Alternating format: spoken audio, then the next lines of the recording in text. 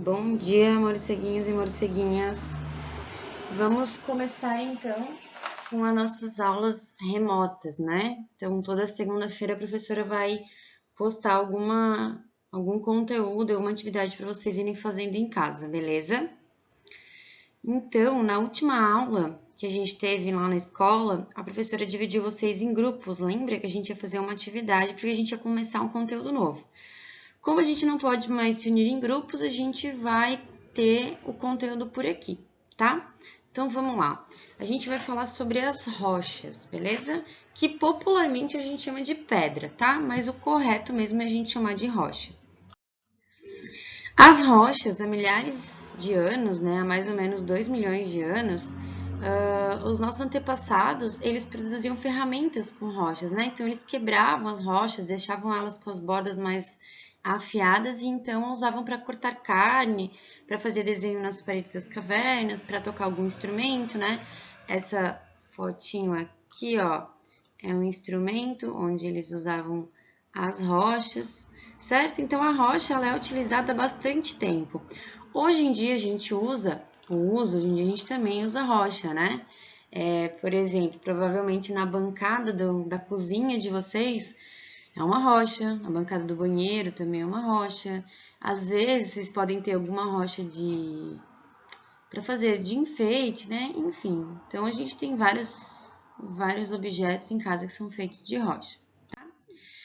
E do que essas rochas elas são formadas? Então, a professora pegou o exemplo aqui para passar para vocês do granito, que provavelmente o granito vocês devem ter em casa, né? Então, ó, o granito é aquela rocha das bancadas, então do banheiro, da cozinha, algumas mesas também são de granito, certo? E se vocês observarem, daí eu quero que vocês observem na casa de vocês, caso vocês tenham, as cores que essa rocha ela tem, né? Então, se vocês observarem, ela tem umas pontinhas pretas, umas pontinhas mais transparentes, umas pontinhas mais esbranquiçadas, umas pontinhas mais rosinhas, certo? Isso tudo que vocês veem, todas essas cores são minerais. Então, as rochas, ó, elas são formadas por minerais. E os minerais são substâncias químicas sólidas encontradas na natureza, certo?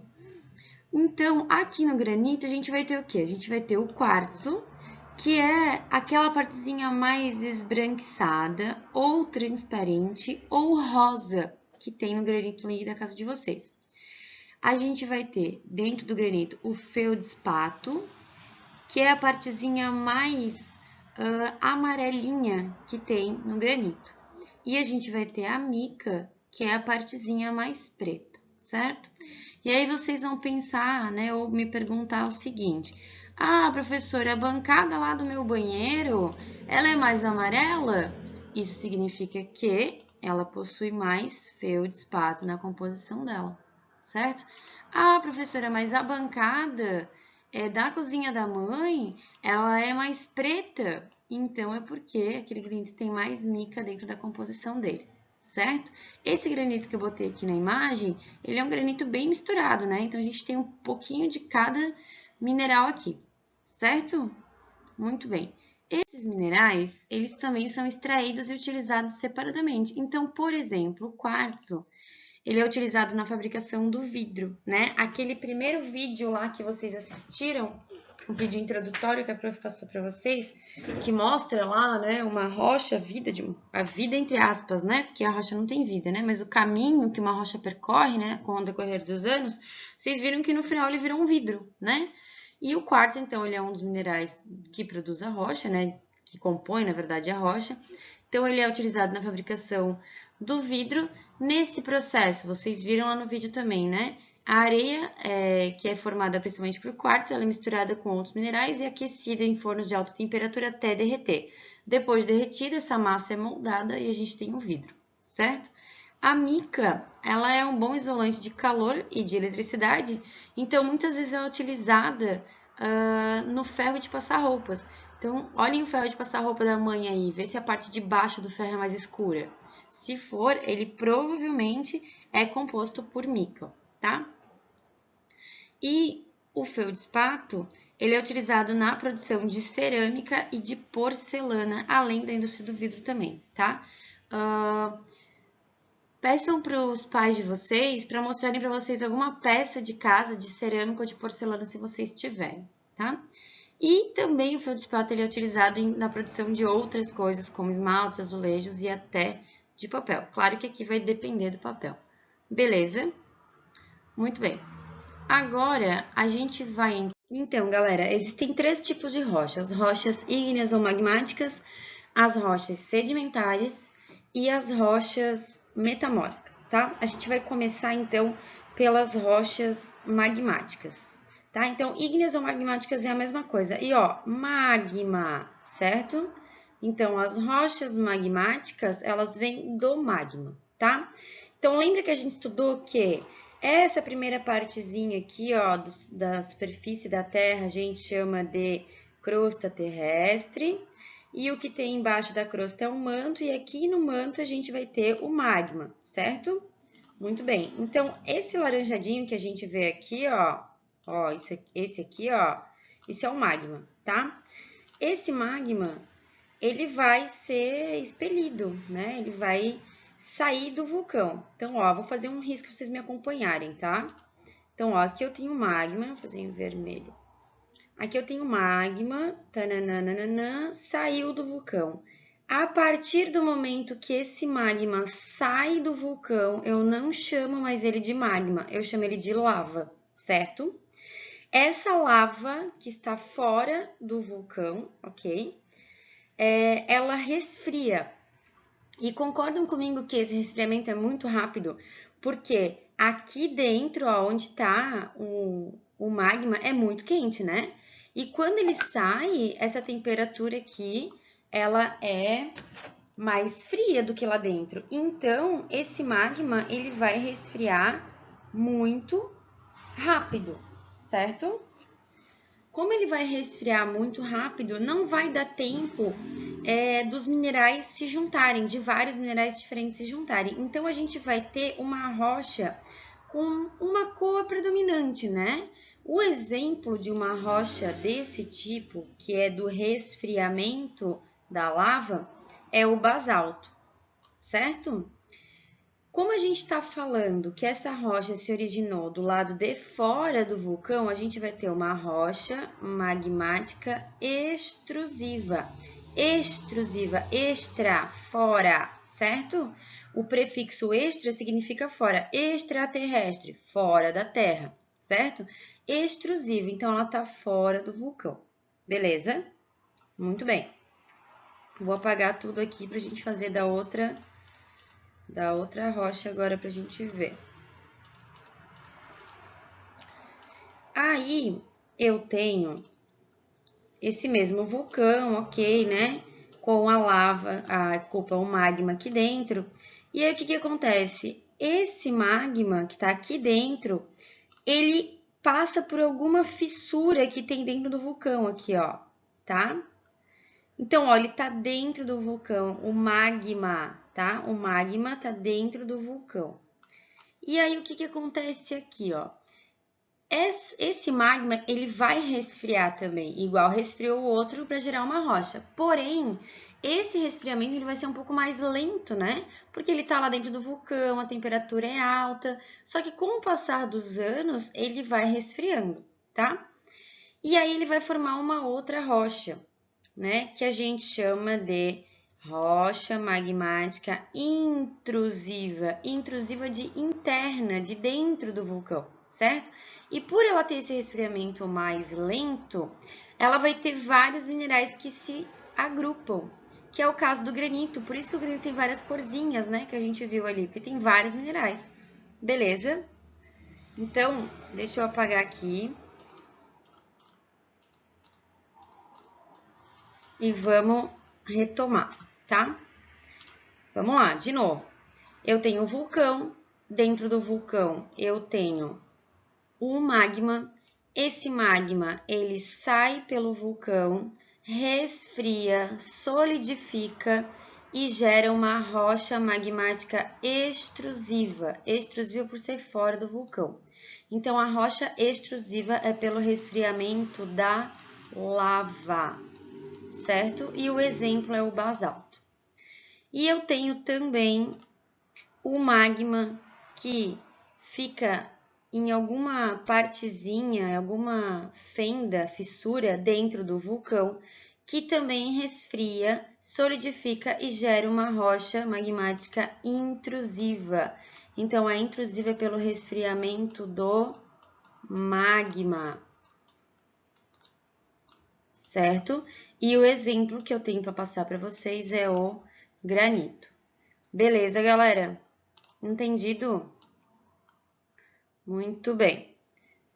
Vamos pensar que a gente estudou lá no começo do ano, nas primeiras aulas, que na formação do planeta Terra a gente tinha muitos vulcões, né? E esses vulcões entravam em erupção constantemente, né?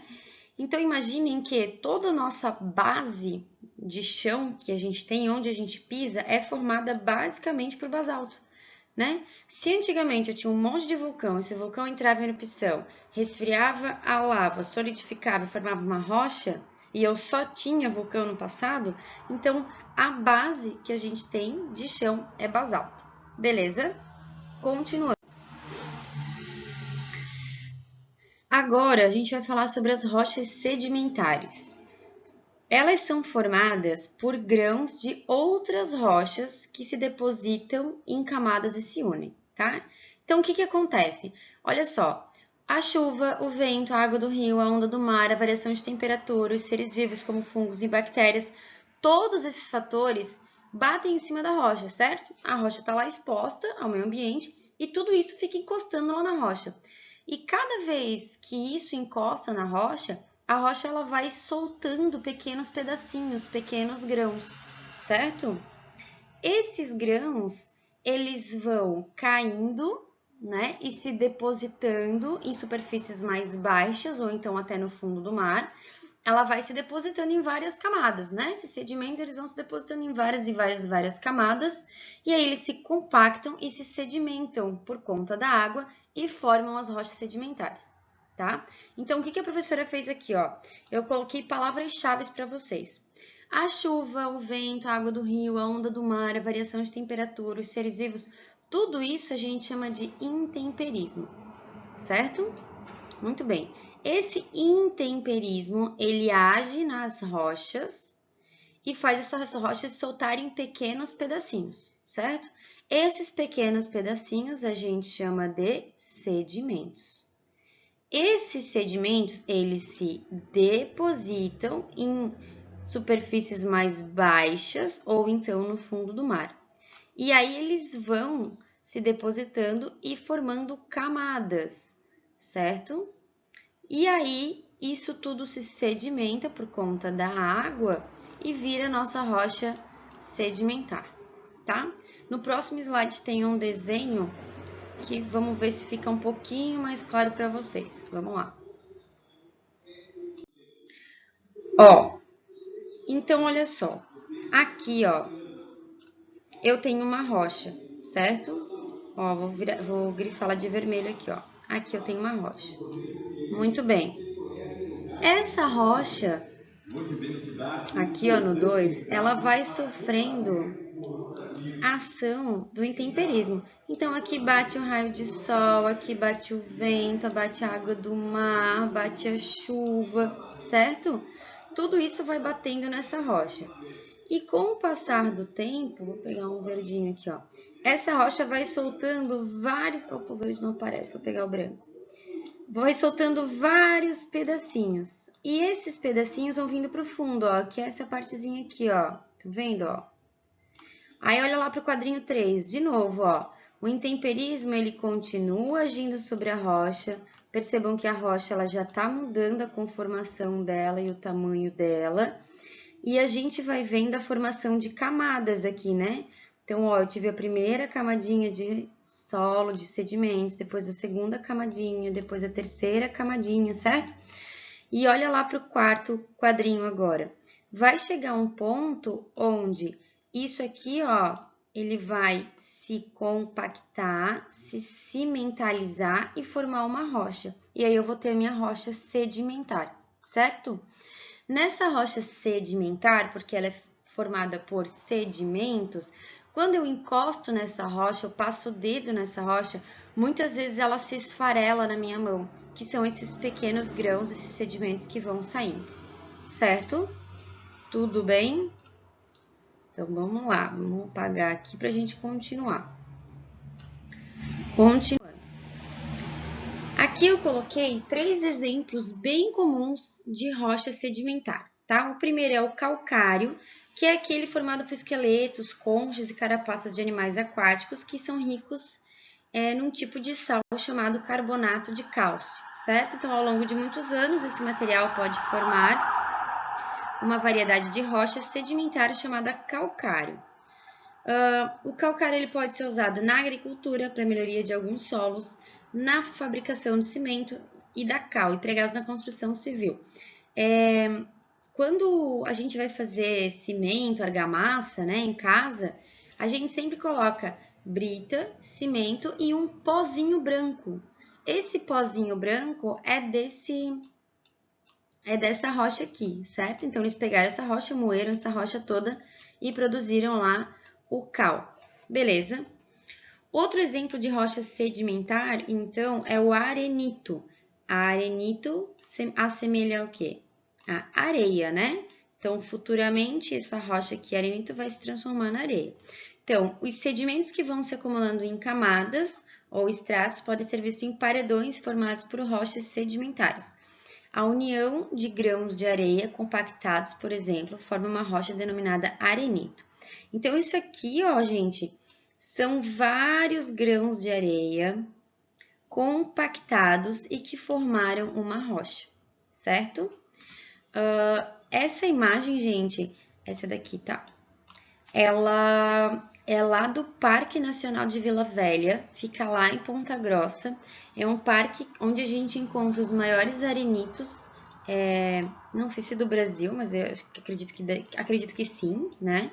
São arenitos muito altos, muito grandes, e é um parque, né? Um parque nacional de preservação dessas rochas, tá? Pode ir lá visitar, é bem legal. Quando passar toda essa loucura de coronavírus aí, quem puder, é lá em Ponta Grossa, tá bom?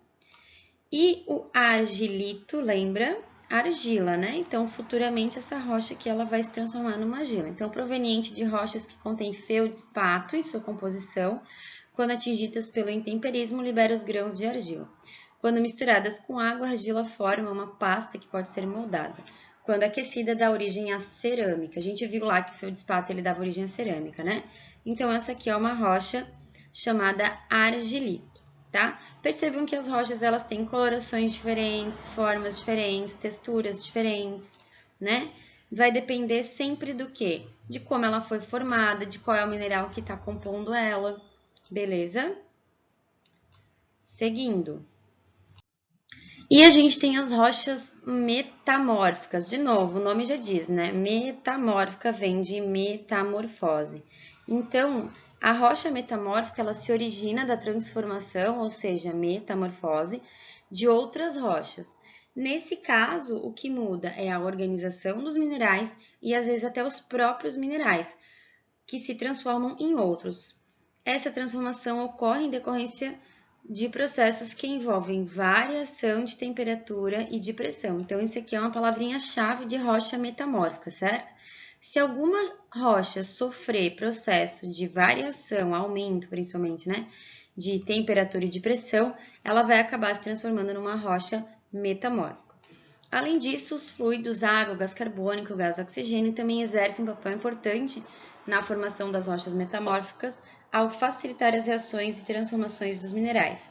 Então, além da temperatura e da pressão, os gases e a água, eles também auxiliam na transformação dos minerais. E aí eu coloquei 2 exemplos aqui, tá? O mármore, que sabem, estátua que fica na rua? Essas estátuas que ficam nas praças e tudo mais? Essas estátuas são formadas por mármore, certo? E o mármore, o que é? É uma rocha metamórfica que veio do calcário. Então, o calcário é uma rocha sedimentar. Então, a rocha sedimentar sofreu um processo de metamorfose e se transformou numa rocha metamórfica. tá?